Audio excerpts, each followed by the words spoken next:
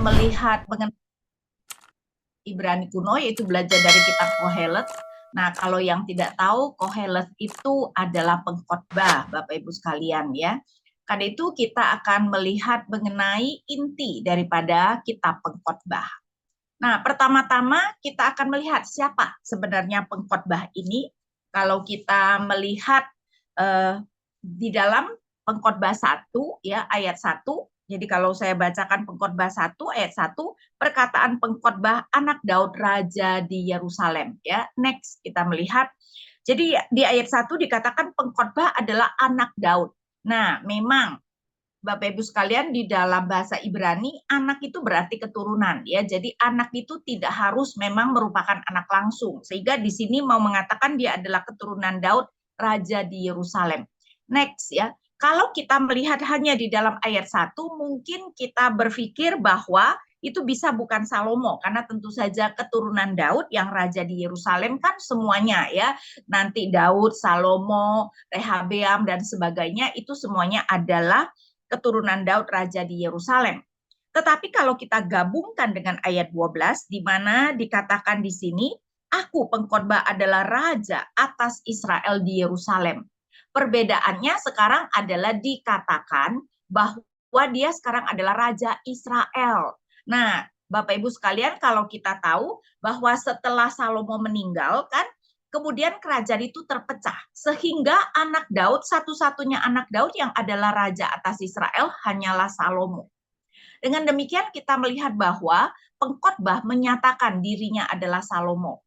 Memang kalau Bapak Ibu membaca komentari sekarang, banyak sekali orang yang tidak lagi berpikir bahwa pengkhotbah adalah Salomo, tetapi di sini kita melihat bahwa pengkhotbah menyatakan dirinya adalah Salomo. Karena itu kenapa saya lebih melihat bahwa pengkhotbah itu adalah Salomo.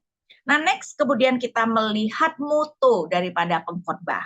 Di ayat 2, kesia-siaan belaka, kata pengkhotbah, kesia-siaan belaka semuanya sia-sia. Nah, tentu saja kita tahu ini yang kemudian membuat buku ini begitu banyak disalahpahami seakan-akan semuanya adalah sia-sia ya. Tapi nanti kita akan melihat. Next, kemudian kita melihat pergumulan pengkhotbah.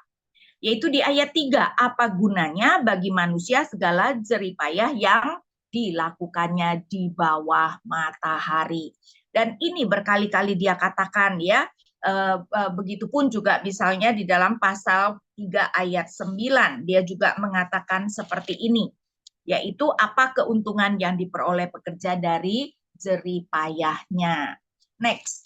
Nah, seperti yang tadi saya katakan ya, gara-gara pengkhotbah mengatakan sia-sia, maka ini sering sekali disalahpahami, yaitu bahwa seakan-akan kitab yang menunjukkan kesia-siaan hidup tanpa Allah. Kemudian dikatakan kitab yang merupakan pemikiran orang yang jauh dari Allah. Bahkan mereka yang menganggap Salomo menulisnya, menganggap bahwa Salomo menulisnya ketika dia jauh dari Allah. Kita tahu ya, pada masa tuanya Salomo memang menyembah berhala, dan karena itu Allah kemudian murka. Dan kemudian juga dikatakan kitab yang mengajarkan bahwa pengalaman dunia hanya akan membawa kepada pesimisme, yaitu kesia-siaan belaka. Next. Tetapi Bapak Ibu, ada beberapa hal yang kita perlu renungkan di mana kita seharusnya tidak boleh berpikir seperti itu. Pertama-tama, Alkitab dituliskan untuk umat Allah, ya, bukan untuk mereka yang bukan umat Allah. Bagaimana mungkin kemudian dianggap bahwa kehidupan umat Allah adalah kehidupan yang sia-sia? Kemudian kitab ini berulang kali menyuruh umat untuk hidup takut akan Tuhan, ya, takut akan Allah. Kita melihat misalnya Pengkhotbah 3 ayat 14 di mana dikatakan, aku tahu bahwa segala sesuatu yang dilakukan Allah akan tetap ada selamanya, tak dapat ditambah atau dikurangi. Allah berbuat demikian supaya manusia takut akan Dia. Apalagi 5 ayat 6. Karena seperti banyaknya mimpi, demikian juga banyaknya perkataan sia-sia, tetapi takutlah akan Allah. Ya, Bapak Ibu Saudara sekalian bisa melihat begitu banyak ayat yang mengajar akan takut akan Allah, sehingga tidak seharusnya kita berpikir bahwa pengkhotbah adalah seorang yang jauh dari Allah. Next, Kemudian juga di dalam keseluruhan kitab Pengkhotbah ada 6 kali refrain yang muncul ya, walaupun memang tidak verbatim seperti apa yang pertama kali muncul, yaitu di pasal 2 ayat 24 saya baca, tidak ada yang lebih baik bagi manusia daripada makan, minum, dan bersenang-senang dalam jerih payahnya. Aku menyadari bahwa ini pun dari tangan Allah. Nah, Bapak Ibu bisa melihat 5 kali yang lain, tidak persis verbatim, tetapi intinya sama ya di dalam pasal 3 ayat 12-13, 3 ayat 22 dan seterusnya. Kemudian Pengkhotbah juga terus mengingatkan bahwa Allah akan mengadili orang benar dan orang jahat. Sehingga kita melihat pasal 3 ayat 17 misalnya. Aku berkata dalam hati, Allah akan mengadili orang benar maupun orang jahat karena untuk segala hal dan segala pekerjaan ada waktunya.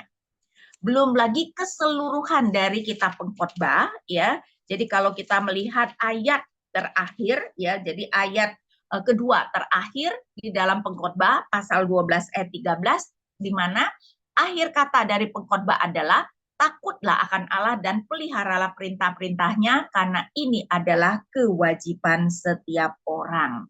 Dan ayat 14 dijelaskan karena Allah akan membawa setiap perbuatan ke penghakiman yang akan berlaku atas segala yang tersembunyi, entah itu baik, entah itu jahat. Sehingga Bapak Ibu dengan demikian kita bisa seharusnya mengerti ya bahwa pengkhotbah itu adalah orang yang mengerti sekali Allah akan menghakimi semua orang. Belum lagi next kita melihat bahwa pengkhotbah juga melihat dirinya sebagai orang yang berhikmat, menulis dengan jujur kata-kata kebenaran. Coba lihat, dia mengatakan menulis dengan jujur kata-kata kebenaran yang diberikan oleh satu gembala. Di sini LAI di dalam TB2 gembalanya tidak huruf besar ya, di dalam TB yang lama gembalanya huruf besar, tapi menurut saya ini mengacu kepada Allah harusnya. Karena permulaan hikmat adalah takut akan Tuhan di dalam Amsal 9 ayat 10 dan gembala yang dimaksudkan adalah Allah. Sehingga dia mau mengatakan bahwa dia adalah orang yang berhikmat, menuliskan dengan jujur semua kata kebenaran yang diberikan oleh Allah. Nah, next kita melihat kenapa kitab ini sering sekali disalah tafsirkan. Nah, itu adalah karena kata yang diterjemahkan sia-sia itu adalah dari kata Hebel. Hebel mengingatkan kita nama siapa? Mengingatkan kita nama Habel. Kira-kira ya, Bapak Ibu, hidup Habel sia-sia atau tidak? Saya yakin kita tahu bahwa hidup Habel tidak sia-sia, dia adalah orang percaya. Nah, Hebel terutama berarti nafas atau angin, a puff of air, ya. Jadi hembusan nafas yang begitu cepat berlalu. Sehingga Hebel itu bukan berarti sia-sia dalam arti tidak ada gunanya, tetapi Hebel lebih menunjukkan kepada kesingkatan hidup, kefanaan, ya, atau misteri. Sehingga mungkin terjemahan atau pengertian yang lebih baik adalah seharusnya ini adalah kefanaan atas kefanaan, segala sesuatu adalah fana. Ya, itu yang hendak pengkhotbah tekankan sebenarnya. Kemudian next, kata di bawah matahari juga merupakan sesuatu yang banyak sekali muncul ya. Di pasal 1 ayat 3 misalnya dikatakan apa gunanya bagi manusia segala jerih payah yang dilakukannya di bawah matahari. Nah, mereka yang kemudian melihat bahwa ini semuanya adalah sia-sia, kemudian sering menafsirkan bahwa di bawah matahari adalah dunia orang tidak percaya. Tapi Bapak Ibu ya, kalau orang tidak percaya digambarkan hidup di bawah matahari, emangnya kita orang percaya hidup di mana? Di atas matahari? Kan enggak, kita juga hidup di bawah matahari. Karena itu sebenarnya di bawah matahari bukan berarti dunia orang tidak percaya, ya. Karena kita orang percaya juga hidup di bawah matahari. Di bawah matahari itu dikontraskan dengan di surga. Karena itu yang dimaksudkan adalah dunia di bawah matahari yang berada di bawah kuasa si jahat, dunia kita ini. Yang di dalam 1 Yohanes 5 ayat 19 dikatakan ada di dalam kuasa si jahat. Ya, 1 Yohanes 5 ayat 19, kita tahu bahwa kita berasal dari Allah. dan seluruh dunia berada di bawah kuasa si jahat. Jadi sejak manusia jatuh dalam dosa, Allah menyerahkan dunia ini, terutama manusianya ke dalam tangan si jahat. Nah, kalau dunia ini dikuasai si jahat, kira-kira di dalam kehidupan kita akan lebih banyak keadilan atau ketidakadilan? Saya yakin ya kita bisa mengerti kalau dunia ini lebih banyak ketidakadilan, dan itu juga yang ditekankan pengkhotbah. Pengkhotbah 3 ayat 16. Ada lagi yang kulihat di bawah matahari, di tempat keadilan, di situ ada kejahatan, dan di tempat keadilan, di situ ada ketidakadilan. Pengadilan yang seharusnya menjadi tempat di mana keadilan ditegakkan ternyata adalah tempat di mana kejahatan sering terjadi. Saya yakin kita tahu sekali ya bahwa banyak sekali memang ketidakadilan yang terjadi di pengadilan. Pasal 4 ayat 1, aku melihat lagi segala penindasan yang dilakukan di bawah matahari, lihatlah air mata orang-orang yang ditindas dan tak ada yang menghibur mereka. Di pihak para penindas ada kekuasaan tetapi tak ada yang menghibur mereka. Ya, terjadi banyak ketidakadilan karena apa? Karena mereka yang berkuasalah yang kemudian menindas dan melakukan ketidakadilan. Ya, jadi sekali lagi di bawah matahari berarti dunia kita sekarang berbeda dengan di surga. Tuhan Yesus ajarkan di dalam doa Bapa kami, jadilah kehendak-Mu di bumi seperti di surga. Artinya kalau di surga kan semua kehendak Allah terjadi. Nah, marilah kita berdoa supaya kehendak Allah juga terjadi di bumi. Yang berarti di bumi ini sebenarnya sering sekali kehendak Allah itu tidak terjadi, ya. Jadi di bumi ini adalah yang dikatakan kehidupan di bawah matahari. Karena itu kita sekarang akan melihat inti daripada kitab Pengkhotbah. Jadi sebenarnya hari ini kita lebih mau melihat ya secara garis besar apa yang menjadi inti kitab Pengkhotbah. Nah, berarti kita hidup di bawah matahari yang penuh dengan kejahatan dan ketidakadilan, di mana manusia harus bekerja dengan susah payah dan kemudian mati. Karena itu ya, kenapa ini sudah terangkum tadi ya di dalam Pengkhotbah 1 ayat 2 dan 3.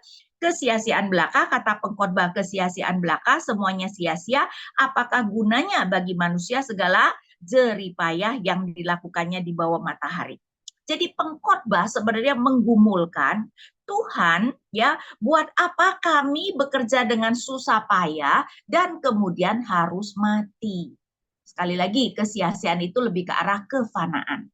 Jadi pengkhotbah sebenarnya mengacu kepada kejatuhan dan hukuman Tuhan setelah kejatuhan.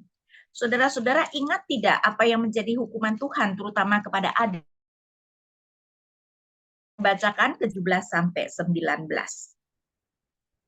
Lalu firman-Nya kepada Adam, karena engkau mendengarkan perkataan istrimu dan makan buah dari pohon yang telah kuperintahkan kepadamu, jangan makan darinya, maka terkutuklah tanah karena engkau dengan susah payah engkau akan mencari makan dari tanah itu seumur hidupmu. Semak duri dan rumput duri akan ditumbuhkan bagimu, dan tanaman ladang akan menjadi makananmu. Dengan cucuran keringat engkau akan mencari makan, sampai engkau kembali menjadi tanah, karena dari situlah engkau diambil, sebab engkau debu, engkau akan kembali menjadi debu. Saudara bisa lihat nggak penekanannya, hukuman Tuhan adalah manusia sekarang akan bekerja dengan susah payah.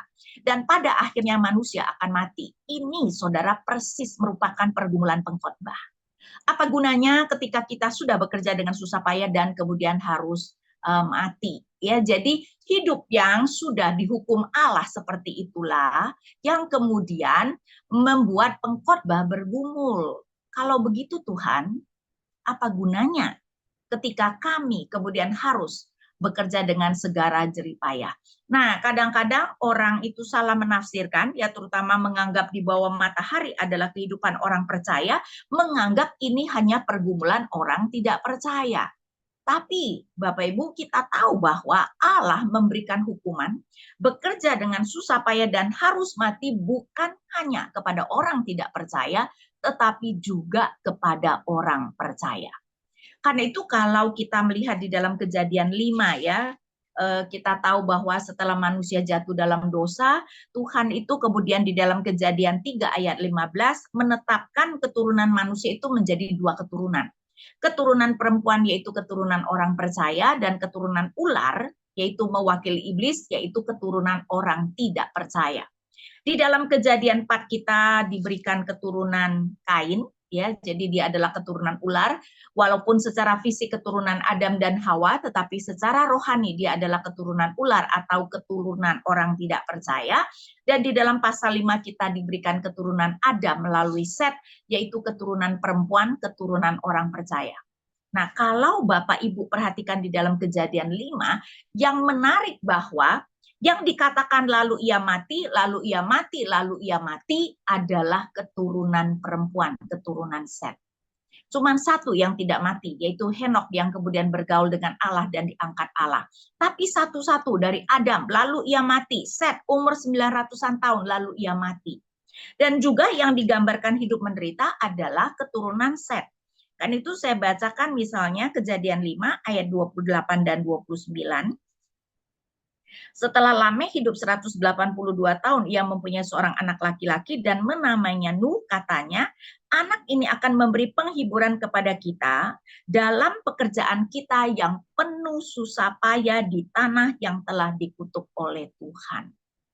Jadi orang percaya tetap harus bekerja dengan susah payah dan harus mati. Jadi pergumulan ini bukan hanya semata-mata pergumulan orang tidak percaya, saudara, ya. Salomo pun bergumul, Tuhan, kalau memang kami harus bekerja dengan susah payah dan kemudian mati, kalau begitu apa gunanya kami harus bekerja dengan susah payah, ya. Jadi itu sebenarnya yang menjadi pergumulan pengkhotbah. Karena apa? Karena hukuman yang telah Allah berikan kepada manusia. Nah, next kita kemudian melihat, ya, pengkhotbah kemudian melanjutkan menggambarkan betapa, ya, bumi ini ironis sekali. Karena apa? Next, ya, bumi yang Allah ciptakan untuk manusia, ternyata bumi itu bertahan, sedangkan manusia itu begitu pergi tidak kembali lagi. Karena itu kalau kita melihat pengkhotbah 1 ayat 4, ya, generasi yang satu pergi dan generasi yang lain datang, tetapi bumi tetap ada selamanya. Bapak Ibu Saudara lihat nggak? Generasi yang satu pergi, manusia, bicara tentang manusia meninggalkan dunia ini, dan generasi lain datang, tapi bumi tetap ada. Dan bumi yang tetap ada itu digambarkan dengan matahari terbit, terbenam, lalu terburu-buru lagi terbit, ya. Angin bertiup ke selatan, ke utara, berputar, nanti kembali lagi. Sungai mengalir ke laut, tetapi laut tidak pernah penuh, dan nanti ke tempat sungai mengalir, ke situlah sungai kembali mengalir. Jadi selalu bersiklus, ya, di mana kembali melakukan yang sama, sedangkan begitu manusia mati, dia tidak datang lagi. Tetapi juga bahwa kehidupan manusia membosankan karena tidak ada yang baru di bawah matahari, ayat 8. Segala sesuatu melelahkan, tak habis-habisnya dikatakan oleh manusia, mata tidak kenyang melihat, telinga tidak puas mendengar, apa yang pernah ada akan ada lagi, dan apa yang pernah dibuat akan dibuat lagi, tak ada sesuatu yang baru di bawah matahari. Nah, Bapak Ibu, ini tidak berbicara tentang inovasi, ya. Inovasi jelas banyak yang baru, dulu belum ada mobil, belum ada kapal terbang, apalagi HP dan sebagainya. Tetapi ini berbicara tentang kelakuan manusia. Apa yang pernah dibuat akan dibuat lagi. Manusia terus melakukan dosa yang sama. Ya, kan itu kemudian pengkhotbah menunjukkan kebosanannya, betapa hidup manusia itu begitu membosankan, tidak ada sesuatu yang baru, tetapi juga yang sangat dikeluhkannya adalah ayat 11, tidak ada kenangan akan orang-orang di masa lampau, juga akan orang-orang di masa depan tidak akan ada kenangan. Ternyata bukan saja kita hidup begitu singkat, setelah mati nanti tidak diingat. Dan memang, ya, Bapak Ibu, coba kita pikirkan, di antara kita ada nggak yang tahu nama, ya, nama buyut kita? Saya rasa nama kakek nenek saja kebanyakan kita sudah lupa karena kita cuma panggil kakek nenek, betul nggak? Kalau nama ayah dan ibu ingat, karena kalau isi formulir apapun siapa nama ayah kandung, siapa nama ibu kandung, karena itu kita ingat. Tapi kan nama kakek nenek tidak pernah ditanyakan. Saya nggak ingat nama kakek nenek saya, apalagi buyut, betul nggak? Coba bayangkan ya, kita yang adalah keturunan langsung saja tidak ingat, apalagi orang lain. Dan ini kemudian menambahkan pergumulan pengkhotbah. Apa gunanya kita bekerja ya? Ketika kita mengusahakan sesuatu yang begitu baik, begitu mati, tidak ada yang mengingat kita. Kemudian juga ya next kita melihat tambahan daripada keluhan pengkhotbah adalah seperti ini. Pasal 2 ayat 15 dan 16. Aku pun berkata dalam hati, nasib yang menimpa orang bodoh juga akan menimpa aku. Apa gunanya aku dulu begitu berhikmat? Nah, saudara, di dalam Alkitab orang bodoh itu maksudnya orang bebal, orang tidak percaya ya, tidak soal pendidikannya rendah atau IQ-nya rendah. Sedangkan orang berhikmat adalah orang percaya tetapi nasibnya sama, yaitu apa? Dua-duanya harus mati, semuanya harus mati. Lalu aku berkata dalam hati bahwa ini pun sia-sia. Sebab tidak ada kenangan yang kekal bagi orang berhikmat maupun orang bodoh. Kenyataannya kan, orang percaya sesudah meninggal emangnya diingat? Kan tidak, ya. Kebanyakan kita juga nanti tidak ada yang mengingat. Pada hari-hari yang akan datang semuanya sudah lama dilupakan, orang berhikmat mati juga seperti orang bodoh. Nah, itu menambah keluhan. Tuhan coba, apa bedanya sekarang kehidupan orang berhikmat dan orang bodoh, toh dua-duanya harus mati. Bukan itu saja, ayat 17 dan 18. Sebab itu aku membenci hidup, karena bagiku apa yang dilakukan di bawah matahari itu menyusahkan.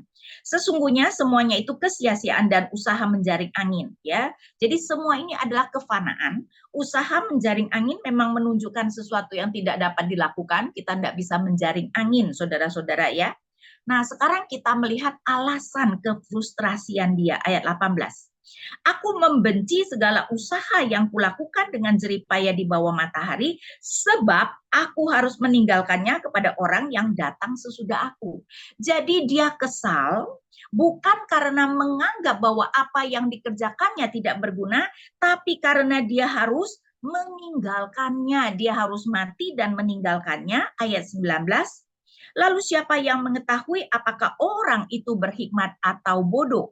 Meskipun demikian, ia akan berkuasa atas segala usaha yang kulakukan di bawah matahari dengan jeripaya, dan dengan mempergunakan hikmat ini pun sia-sia. Tapi, coba Bapak Ibu pikirkan, dia frustrasi karena harus meninggalkan kepada keturunannya dan tidak tahu keturunannya itu berhikmat atau tidak.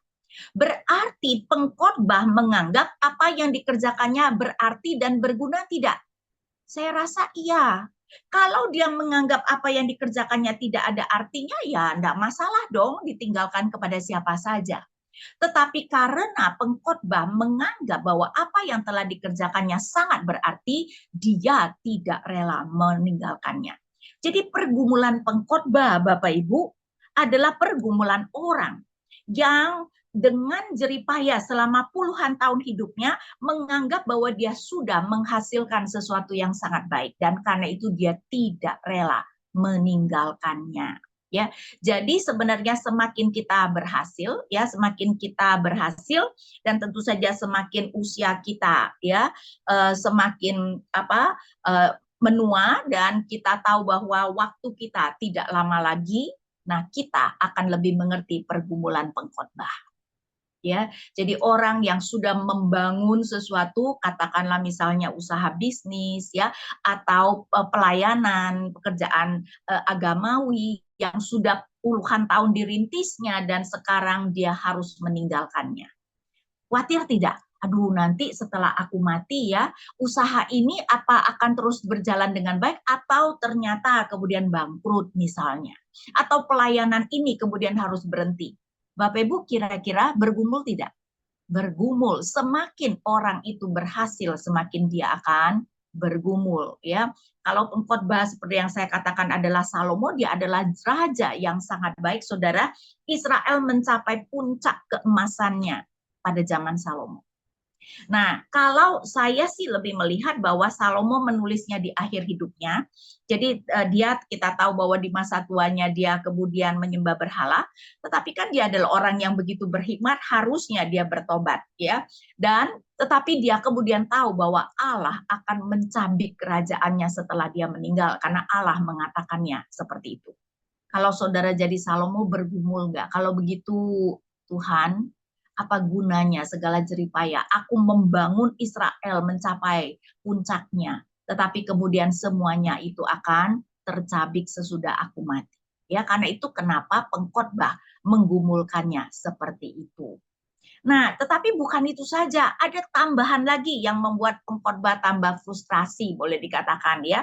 Yaitu apa? Kita kemudian melihat ternyata untuk segala sesuatu ada waktunya di dalam pasal 3 ayat 1 sampai 8 ini mungkin adalah pasal yang paling terkenal di dalam kitab Pengkhotbah ya, untuk segala sesuatu ada masanya, untuk apapun di bawah langit ada waktunya, dan kemudian kita diberikan di ayat 2 sampai 8 7 pasang merisme, di mana setiap ayat itu ada 2 pasang merisme. Merisme adalah gaya bahasa yang memakai 2 kata yang berlawanan untuk menunjukkan keseluruhan.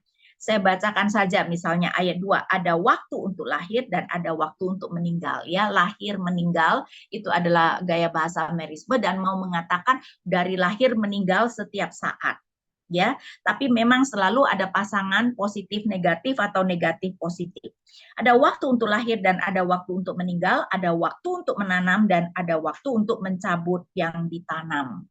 Jadi di sini mau mengatakan ada waktu yang menyukakan kita dan ada waktu yang membuat kita sedih. Nah, ini tentu saja bukan perintah karena kita tidak bisa diperintahkan untuk lahir ya, dan kita juga tidak bisa ayo diperintahkan meninggal begitu kan, jadi dan kemudian kita melakukan meninggal gitu kan, tidak ada ya yang namanya melakukan meninggal begitu kan. Jadi di sini ini mau mengatakan setiap waktu ini akan terjadi, kamu suka atau tidak suka. Kamu mau atau tidak mau, ada waktunya lahir, ada waktu untuk meninggal. Ada waktu untuk menangis, ada waktu untuk tertawa. Artinya manusia tidak dapat mengontrol apa yang terjadi. Kalau sudah waktu untuk menangis, kamu mau tertawa pun tidak bisa. Ya, jadi ini bukan sesuatu yang harus kita lakukan, tapi ini adalah sesuatu yang harus pasti akan terjadi di dalam kehidupan kita, dan selalu positif negatif atau negatif positif, dan kita tidak dapat mengontrol apa yang terjadi. Nah, saya tunjukkan misalnya salah satunya juga adalah ayat 6. Ada waktu untuk mencari dan ada waktu untuk kehilangan, ada waktu untuk menyimpan dan ada waktu untuk membuang. Nah, Bapak Ibu, kalau waktu mencari, waktu untuk menyimpan ya kita pasti senang ya. Kalau bisnis, waduh, untungnya banyak, kita dapat uang banyak ya. Tetapi kalau waktu kehilangan bisa habis semua, Saudara ya. Nah, dalam hal ini coba bayangkan ya. Kalau kita memulai sebuah bisnis dan kita berpikir ataupun sebuah pelayanan dan kita berpikir Allah yang mau kita melakukannya, beberapa tahun kemudian kita bangkrut. Tanya nggak sama Tuhan, Tuhan, kalau begitu ngapain Tuhan meminta aku melakukannya? Bapak Ibu bakal bertanya nggak? Nah, itu yang kemudian ditanyakan pengkhotbah. Apa keuntungan yang diperoleh dari apa keuntungannya yang diperoleh pekerja dari jeripayahnya? Ketika ternyata waktu untuk mencari, sekarang kata Tuhan waktu untuk membuang. Saudara bisa bayangkan nggak?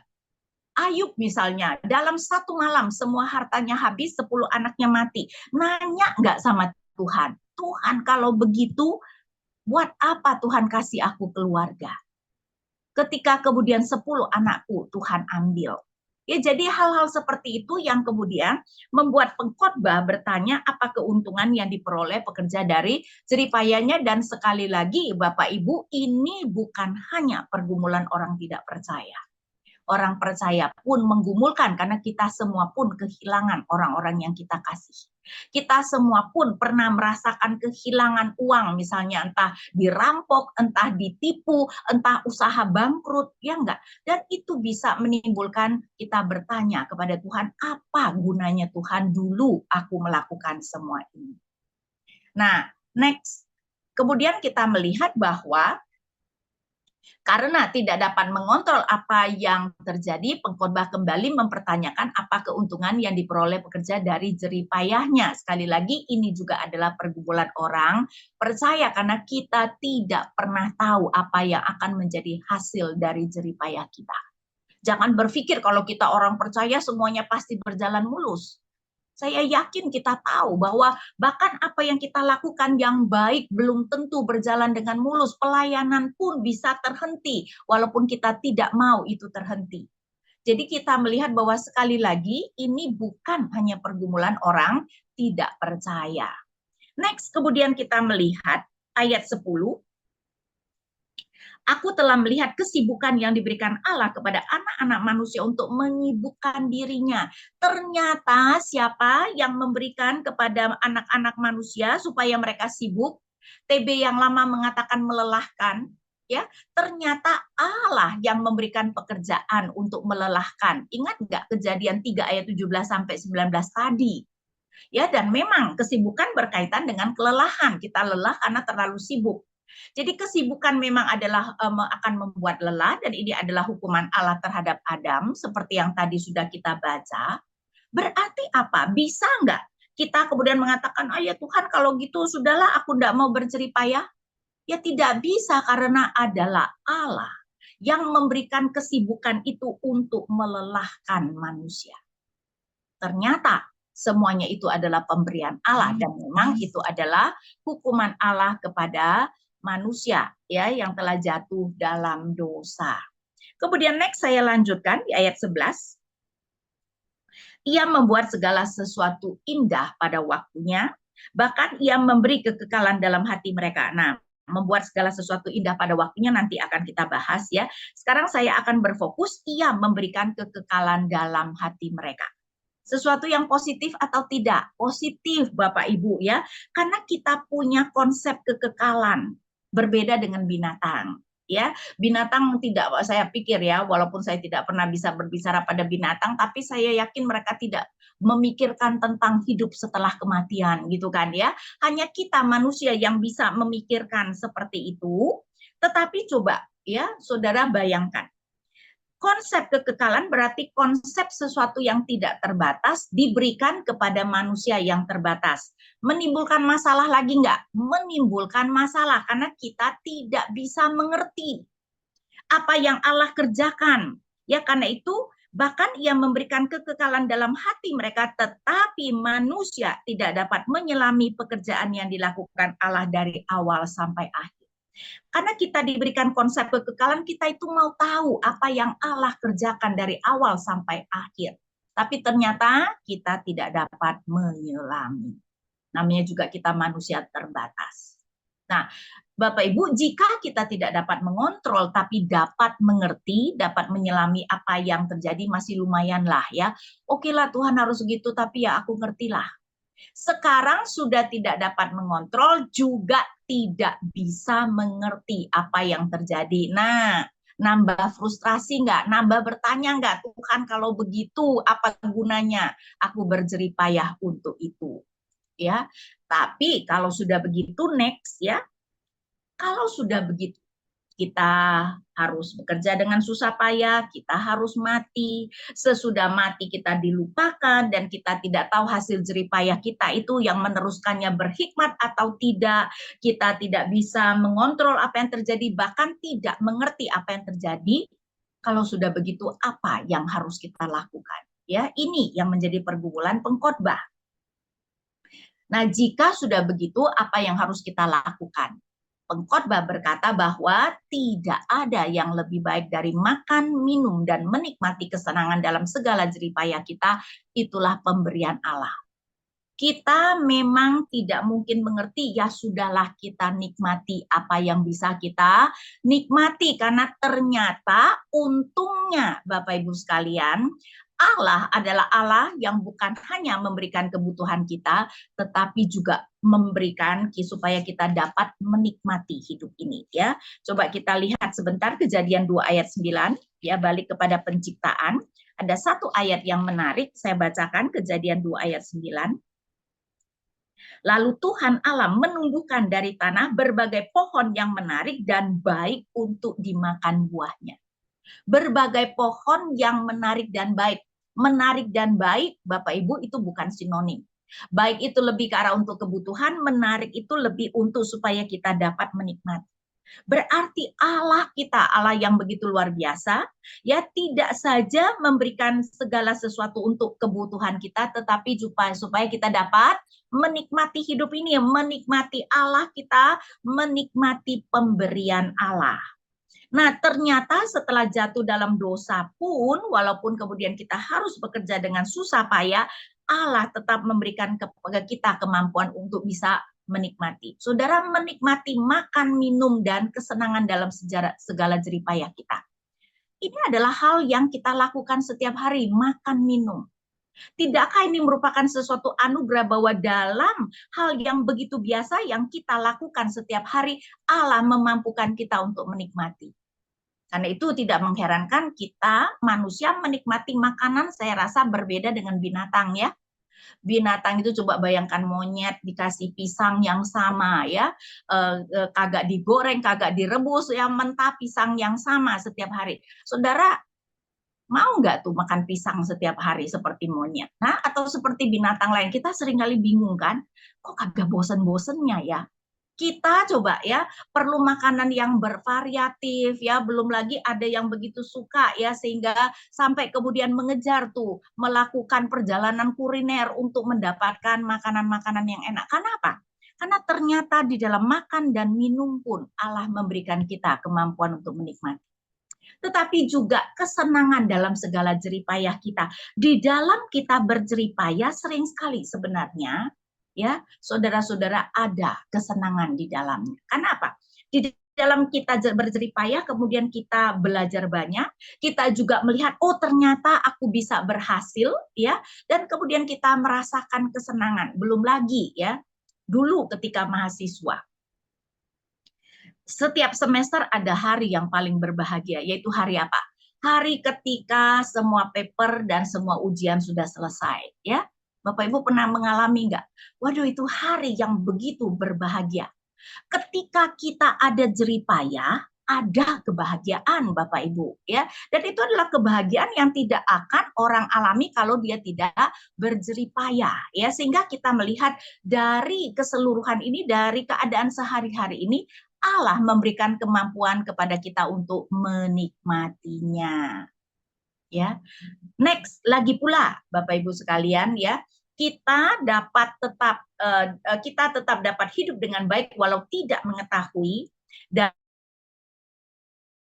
tidak dapat mengontrol apa yang terjadi. Karena apa? Allah mengontrol segala sesuatu, dan tadi di ayat 11, Ia membuat segala sesuatu indah pada waktunya. Ayat 14, aku tahu bahwa segala sesuatu yang dilakukan Allah akan tetap ada selamanya, tak dapat ditambah atau dikurangi. Allah berbuat demikian supaya manusia takut akan Dia. Nah, saya mau kita melihat satu hal ini. Ia membuat segala sesuatu indah pada waktunya. Next, artinya apa? Nah, kalau kita melihat tadi ya, Bapak Ibu, keseluruhan merisem ayat 2 sampai 8 ada 7 pasang. Kalau kita melihat yang pertama dan terakhir saja, ya ayat 2 ada waktu untuk lahir, itu yang pertama. Ya, ada waktu untuk meninggal. Kemudian bagian ayat 8 yang terakhir ada waktu untuk berperang, ada waktu untuk damai. Nah, kalau kita melihat yang awal sekali dan terakhir, berarti keseluruhan merisem diawali dengan waktu untuk lahir, berakhir dengan waktu untuk damai. Artinya apa? Allah melahirkan kita untuk berakhir dengan damai. Kata yang diterjemahkan damai adalah shalom dalam bahasa Ibrani. Jadi kita orang percaya dilahirkan memang mengalami banyak hal suka dan duka di dalam kehidupan, banyak hal-hal yang menyakitkan, tetapi juga banyak hal-hal yang mengharukan dan menyenangkan kita, tapi yang paling penting pada akhirnya kita berdamai dengan Allah. Kita bisa hidup kekal bersama dengan Allah. Ini artinya Allah membuat segala sesuatu indah pada waktunya. Ya, dan terutama ini sebenarnya yang hendak ditekankan.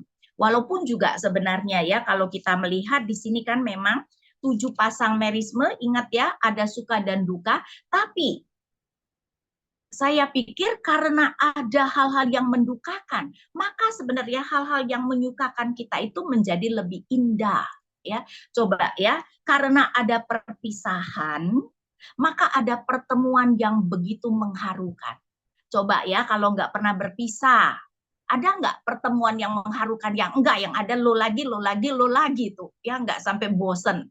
Jadi karena ada sesuatu yang dalam arti negatif lah, kemudian membuat yang positif itu menjadi lebih indah. Karena itu dikatakan misalnya ya, kalau kita melihat ada 2 lukisan, satu lukisan itu semuanya warna terang, dengan sebuah lukisan ada warna-warna gelap dan warna terang, biasanya lukisan yang mana yang lebih indah? Harusnya lukisan yang ada kontras antara warna terang dan warna gelap. Hidup ini menjadi lebih indah, hidup ini menjadi lebih berarti karena ada kesulitan-kesulitan Bapak Ibu sekalian. Dan Tuhan membuat ya hidup kita yang ada suka dan duka akhirnya menjadi indah pada waktunya. Ya, karena itu kita tidak usah khawatir ketika kesulitan datang. Kesulitan itu juga akan ada waktunya di mana kesulitan itu selesai, ya. Ada hal-hal yang mendukakan kita, tetapi hidup ini juga penuh dengan sukacita dan kegembiraan. Ya, jadi kita melihat bahwa Allah melahirkan kita untuk berdamai, ya, dan itu artinya Allah membuat segala sesuatu indah pada waktunya. Karena itu next kita melihat solusi yang dikatakan oleh pengkhotbah adalah, dan di akhirnya ya, jadi kita melihat pengkhotbah 12 ayat 13, akhir kata dari segala yang didengar ialah takutlah akan Allah dan peliharalah perintah-perintahnya, karena ini adalah kewajiban setiap orang. Dan juga tadi ingat nggak refrain yang 6 kali, nikmatilah hidup ini karena semua ini adalah pemberian Allah. Memang kita tidak mengerti semua yang Allah kerjakan, kita bahkan tidak bisa mengontrol banyak hal dalam hal ini, tapi kita tahu siapa yang mengontrol. Kita percaya Ia akan membuat indah pada waktunya, karena itu yang perlu kita lakukan, hiduplah dengan takut akan Allah, berpeganglah pada perintah-perintahnya, tetapi juga nikmatilah hidup ini. Ya, dan di dalam kesederhanaan setiap hari makan minum kita berjerih payah di dalam usaha kita, Bapak Ibu sekalian, banyak kenikmatan. Marilah kita menikmati semua itu karena itu pun adalah pemberian Allah. Jadi ini solusi secara umum yang dikatakan oleh pengkhotbah. Karena itu sebenarnya menurut saya pengkhotbah bukan buku yang pesimis, tetapi sangat realistis bahwa kita hidup penuh dengan ketidakadilan dan kesulitan, tapi optimis. Karena apa? Di tengah-tengah kesulitan ini kita mempunyai Allah yang mengontrol segala sesuatu, dan Dia juga memberikan kemampuan pemberian supaya kita dapat menikmati hidup ini. Nah, kemudian kita akan melihat bagian terakhir dari pengkhotbah, yaitu pasal 11 sampai 12 ya, panggilan untuk bertindak. Karena hidup ini begitu fana, begitu cepat berlalu, pengkhotbah mengatakan kita harus cepat bertindak. Karena kalau tidak, tahu-tahu hidup ini sudah berlalu. Dan kita melihat di akhirnya bagaimana pengkhotbah itu menyuruh kita melakukan 3 hal. Pertama, saudara, hiduplah dengan berani. Ya, pasal 11 ayat 1 sampai 6. Ayat 1, lemparkanlah rotimu ke air, sesungguhnya lama setelah itu engkau akan mendapatnya kembali. Nah, biasanya itu secara tradisi ditafsirkan beranilah memberi, ya. Beranilah mengambil resiko, di mana kamu memberi roti. Roti di dalam Alkitab adalah sesuatu yang kita butuhkan untuk hidup. Beranilah memberi, bahkan memberikan roti yang masih kita butuhkan, menunjukkan ini adalah suatu komitmen yang luar biasa, kita memberikan roti kita untuk menolong orang lain. Dan kita berharap pada pemeliharaan Allah. Ayat 2, berikanlah bagian kepada 7 bahkan kepada 8 orang, maksudnya kepada sebanyak-banyak orang. Dunia kuno sering sekali memakai angka X kemudian X plus 1 ya, 3, 4, 7, 8 itu adalah hal yang umum. Jadi artinya berikanlah kepada sebanyak mungkin orang. Dan kita kemudian bersabar karena apa? Di akhir ayat 1, sesungguhnya lama setelah itu engkau akan mendapatkannya kembali. Ya, jadi beranilah memberi, berharaplah pada pemeliharaan Allah dan bersabar, kamu akan mendapatkan kembali. Ya, kalau kita ingat Ayub ya, pada akhirnya bagaimana Allah itu membangun Ayub kembali adalah saudara-saudara dan teman-temannya masing-masing memberikan bantuan. Dikatakan satu kesita uang dan satu cincin emas. Berarti setiap saudara temannya itu memberikan setidak-tidaknya berapa juta, saudara ya. Cincin emas seenggaknya berapa gram dong? Sekarang 1 gram aja sudah 1 juta lebih ya. Sehingga kalau uang kita sekarang, setiap temannya itu memberikan berjuta-juta. Nah, kenapa teman-temannya bisa memberikan seperti itu? Nah, saya mau kita kembali melihat ayat 2 tadi ya. Berikanlah bagian kepada 7, bahkan kepada 8 orang, karena engkau tidak tahu malapetaka apa yang akan terjadi di atas bumi. Bapak Ibu, matematika Tuhan sering sekali berbeda dengan matematika kita. Kita karena tidak tahu malapetaka apa, jangan-jangan nanti kita sudah tidak mampu bekerja, maka kita banyak menyimpan, bukan banyak memberi. Iya toh? Karena kita tidak tahu apa yang akan terjadi, seharusnya kita banyak menyimpan, tapi Tuhan menyuruh banyak memberi. Tapi kembali kalau kita melihat kehidupan Ayub ya, dulu kalau Ayub tidak pernah memberi, dia sekarang juga semua hartanya lenyap. Kalau dia dulu banyak memberi, hartanya juga akan lenyap. Nah, saudara, mendingan dulu Ayub banyak memberi atau tidak pernah memberi? Ya, yang mendingan dia banyak memberi. Dan saya rasa karena itulah ketika saudara-saudara dan teman-temannya mendengar bahwa Ayub mengalami malapetaka, mereka datang dengan bantuan. Karena mungkin sebagian dari mereka pernah ditolong Ayub, atau mereka walaupun tidak pernah ditolong Ayub, tahu ada Ayub adalah orang yang sangat dermawan. Begitu mendengar Ayub dalam kesulitan, cepat-cepat tanpa diminta, mereka kemudian datang memberikan pertolongan. Karena itu tolonglah orang selagi kita mampu, kata pengkhotbah. Kenapa? Kamu tidak tahu apa yang akan terjadi. Mungkin suatu waktu kamu butuh pertolongan orang. Dan kalau ketika kamu mampu menolong, kamu tidak pernah mau menolong, ya jangan heran nanti ketika kamu butuh pertolongan, tidak ada yang menolong kamu. Ya, jadi beranilah memberi karena kita tidak tahu apa yang akan terjadi, tetapi juga kita akan mendapatkannya lama setelah itu. Ya, saya yakin Allah kemudian akan menggerakkan hati orang-orang seperti teman-teman Ayub supaya menolong kita kalau kita nanti butuh pertolongan ketika kita banyak memberi selagi kita mampu. Kemudian masih berani bertindak ayat 3 sampai 6. Bila awan-awan syarat dengan air hujan dicurahkan ke atas bumi, maksudnya adalah alam itu akan melakukan apa yang dia lakukan, kita tidak dapat mengontrolnya.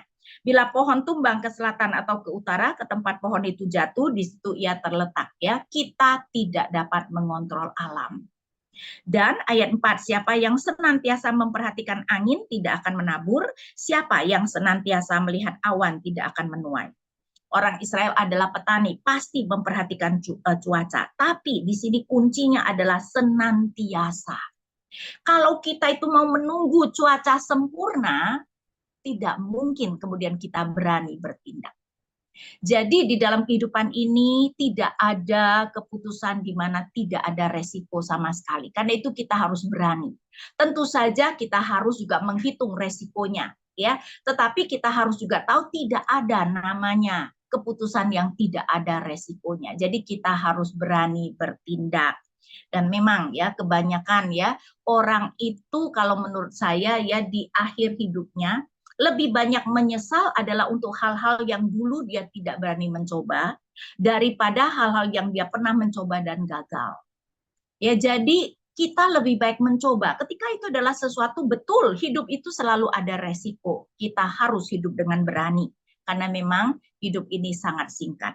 Ayat 5, sebagaimana engkau tidak mengetahui pergerakan angin dan tulang-tulang dalam raham seorang perempuan yang mengandung, demikian juga engkau tidak mengetahui pekerjaan Allah yang membuat segala sesuatu. Sekali lagi, kita tidak bisa menyelami apa yang Allah kerjakan. Nah, karena kita tidak bisa menyelami, apakah berarti, aduh kita tidak tahu ya apa yang akan terjadi, ya udahlah aku tidak mau bertindak? Bukan itu solusi pengkhotbah. Ayat 6, di pagi hari taburkanlah benihmu dan di petang hari jangan biarkan tanganmu beristirahat. karena engkau tidak mengetahui apakah ini atau itu yang akan berhasil atau kedua-duanya sama baik. Karena kita tidak tahu yang mana yang berhasil, kita harus bekerja dengan lebih giat. Bekerja 2 kali lipat, ya, menabur di pagi hari, tetapi juga di petang hari kita juga jangan beristirahat. Jadi pengkhotbah mau mengatakan hiduplah dengan berani. Ya, saudara-saudara, hidup memang selalu ada resikonya. Tentu saja bukan berarti nekat, kita harus kemudian menghitung resikonya, tetapi tidak ada keputusan yang tanpa resiko. Dan karena itu kita harus berani juga mengambil keputusan walaupun tetap ada resikonya. Kedua adalah hiduplah dengan sukacita. Next ya. Terang itu menyenangkan dan melihat matahari itu baik bagi mata. Sebab itu jika manusia berumur panjang, biarlah ia bersukacita di dalamnya. Tetapi hendaklah ia ingat akan hari-hari yang gelap karena banyak jumlahnya. Jadi kita melihat bahwa hiduplah dengan sukacita. Ingat tadi ya, Kejadian 2 ayat 9. Dari awal penciptaan Allah menghendaki supaya manusia dapat menikmati hidup ini. Pengkhotbah juga melihat ya, Allah menghendaki kita menikmati hidup.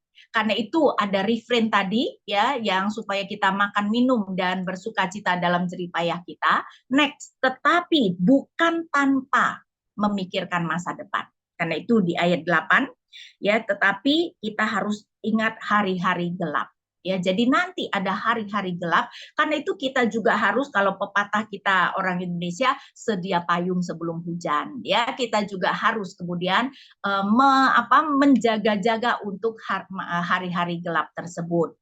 Dan ayat 9, bersukarialah hai pemuda dalam kemudaanmu, biarlah hatimu bergembira pada masa mudamu, turutlah keinginan hatimu dan pandangan matamu. Seakan-akan apapun juga boleh, tetapi ketahuilah bahwa karena segala hal ini Allah akan membawa engkau ke dalam penghakiman. Jadi ingat juga, ayolah, oke, kamu mau berpetualang, tapi ingat kita juga harus mempertanggungjawabkan. Jadi hiduplah dengan berani, berpetualang selagi kita masih muda, selagi badan ini masih sehat, tapi bukan soal dosa. Jangan, aduh, aku mau berpetualang dengan narkoba, bukan begitu, saudara ya. Tetapi berpetualang misalnya aku mau naik gunung, gitu kan ya, aku mau panjat tebing ya, aku mau melakukan hal-hal seperti itu. Kalau mau lakukan ya selagi muda, jangan nanti ya udah umur 50, 60 baru mau, ya patah tulang, saudara ya. Jadi dalam hal ini ya, ayolah hiduplah dengan sukacita, beranilah berpetualang, kata pengkhotbah. Dan kemudian juga ayat 10, buanglah kekesalan dari hatimu dan jauhkanlah penderitaan dari tubuhmu. Jadi Alkitab tidak pernah mengajar kita untuk sengaja ya membuat sulit hidup, saudara ya. Kita itu tidak perlu mencari kesulitan. Percayalah, kesulitan akan datang sendiri ya, kagak usah dicari-cari. Tetapi sedapat mungkin sebenarnya kita membuang kesedihan dan jauhkan penderitaan. Ya, karena itu kalau sakit ya pergilah ke dokter ya. Jangan menganggap kalau tubuhku sakit itu baik untuk jiwa ya, enggak usah ya, kita Tuhan tidak mengajarkan seperti itu. Tetapi sedapat mungkin kemudian kita itu hidup dengan bersukacita. Dan terutama anak muda, karena kemudaan dan fajar hidup adalah kesia-siaan. Saudara bisa lihat nggak di sini, kesia-siaan jelas adalah kefanaan. Karena kemudaan dan fajar hidup adalah kefanaan. Jadi pengkhotbah terutama mengatakan, anak muda, ayolah hiduplah dengan sukacita, karena memang ini adalah masa-masa di mana hidup itu belum begitu banyak tanggung jawab ya. Dan saya pikir masa muda ya mungkin kalau kita katakan itu adalah masa SMA sampai kita kuliah kali ya. Dan menurut saya itu adalah waktu-waktu yang paling menyenangkan ya. Kita belum perlu cari uang, kita belum perlu bertanggung jawab atas hidup orang lain, kita hanya perlu bertanggung jawab untuk belajar dengan baik ya, dan kita itu masih boleh dikatakan bisa mengontrol waktu kita ya. Jadi dalam hal ini ya kita melihat pengkhotbah mau mengatakan hiduplah dengan sukacita. Tapi satu lagi yang terakhir, hiduplah dengan saleh di dalam pasal 12. Karena itu dimulai dengan ingatlah akan penciptamu pada masa mudamu. Tentu saja bukan hanya secara kognitif, tetapi ingat dan karena itu melakukan sesuatu. Dan kemudian kenapa harus masa mudamu? Karena ada sebelum yang muncul 3 kali untuk menunjukkan waktu-waktu yang semakin sulit.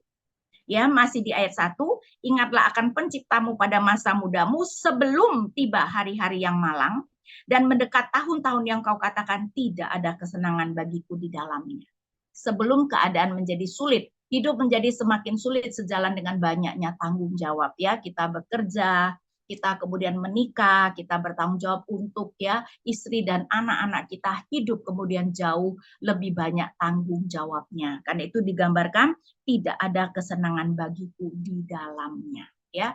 Sampai misalnya ya kalau sudah jadi orang tua punya anak kecil, anak mau main, kamu tuh menemani anak main karena senang sekali atau demi anak atau memang kamu mau main? Saya rasa kebanyakan walaupun sudah capek ya apa boleh buatlah supaya anak senang ya. Tetapi itu kemudian menjadi tanggung jawab, sesuatu yang seharusnya begitu menyenangkan, itu sekarang sudah menjadi bagian dari tanggung jawab ya. Jadi sebelum itu terjadi, kemudian sebelum yang kedua adalah sebelum fisik menjadi sulit. Ayat 2 sampai 5 menggambarkan bagaimana orang tua, Saudara ya. Jadi next. Sebelum matahari dan terang bulan dan bintang-bintang menjadi gelap, jadi benda-benda penerang kemudian menjadi gelap ya.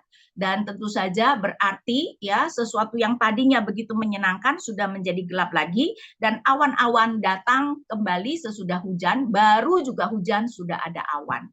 Dan kemudian digambarkan tubuh semakin melemah. Pada waktu penjaga rumah gemetar itu biasanya digambarkan tangan mulai tremor ya, orang tua biasanya tangan mulai tremor, orang-orang kuat membungkuk, kakinya membungkuk, perempuan-perempuan penggiling berhenti karena berkurang jumlahnya, itu gigi yang sudah berkurang jumlahnya, dan zaman kuno tidak ada gigi palsu ya, dan yang melihat dari jendela menjadi rabun, mata menjadi rabun, pintu-pintu di tepi jalan menutup, itu bibir terkatup karena bunyi penggilangan menjadi lemah, kembali soal gigi, dan suara menjadi seperti kicauan burung. Lihat, orang tua tuh kalau sudah mendengar burung berkicau jam 4 lebih, jam 2 sudah tuh terbangun dan tidak bisa tidur lagi ya. Dan semua penyanyi menduduk lesu, lebih berbicara tidak lagi bisa menikmati nyanyian. Juga orang menjadi takut akan ketinggian ya. Jadi orang tua takut berada di tempat tinggi dan bahaya ada di jalan. Pohon badam berbunga, pohon badam itu warnanya putih pink begitu, jadi berbicara tentang rambut yang sudah memutih. Belalang menyeret dirinya dengan susah payah, belalang yang tadinya bisa melompat-lompat sekarang berjalan dengan susah payah, dan nafsu lenyap karena manusia pergi ke rumahnya yang kekal dan para peratap berkeliaran di jalan. Berbicara tentang fisik kita sudah semakin melemah, bahkan mengatakan kita sudah mendekati kematian. Sampai digambarkan para peratap sudah berkeliaran. Orang Israel kalau meninggal mereka juga ternyata ada peratap-peratap yang disewa. Jadi ini digambarkan sudah begitu dekat sampai peratap aja udah siap tuh ya. Jadi saudara, sebelum fisik menjadi sulit dan terakhir sebelum rantai perak diputuskan dan pelita emas dipecahkan, sebelum tempayan dihancurkan dekat mata air dan roda timba dirusakkan di atas sumur, artinya apa? Artinya debu kembali menjadi tanah seperti semula dan nafas hidup kembali kepada Allah yang mengaruniakannya. Jadi kalau tadi sebelum keadaan, yang pertama itu adalah sebelum keadaan ya menjadi sulit, dan kedua sebelum fisik juga menjadi sulit kita menua, dan terakhir sebelum waktu menjadi tidak memungkinkan. Roh kembali kepada Allah yang menciptanya. Next. Karena itu mau ditekankan bahwa penting untuk hidup saleh karena kita orang percaya harus mempertanggungjawabkan segala perbuatan kita kepada Allah ya. Nah, hidup dalam dunia yang sudah jatuh ini tidak pernah mudah karena Allah sudah memberikan hukuman kepada manusia untuk bekerja dengan susah payah dan akhirnya mati. Tetapi tetap kita kemudian harus hidup dengan saleh. Karena itu next, akhir kata. Nah, Bapak Ibu Saudara sekalian, ya, jadi hidup dalam dunia yang sudah jatuh ini tidak pernah mudah. Ya, karena Allah sudah memberikan hukuman, kita juga dapat menyelami dan tidak dapat mengendalikan apa yang terjadi. Dan karena hidup ini fana, kita harus dengan cepat mengambil keputusan. Dan pengkhotbah memberikan kita nasihat, hiduplah dengan berani, tetapi hiduplah juga dengan sukacita. Allah kita adalah Allah yang begitu baik, yang memberikan begitu banyak hal supaya kita dapat menikmati hidup ini walaupun kita sudah jatuh dalam dosa, dan hiduplah dengan takut akan Allah. Dan percayalah bahwa untuk orang percaya, Allah akan membuat segala sesuatu indah pada waktunya. Kita dilahirkan untuk nanti berdamai dan hidup bersama dengan Dia. Oke, saya selesai kitab pengkhotbah ya, saya berikan kesempatan untuk boleh bertanya.